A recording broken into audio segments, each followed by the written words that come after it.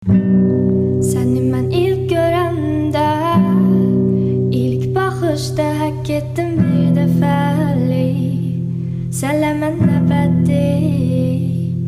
əbədiyyət belə gözəllik görməmişdi.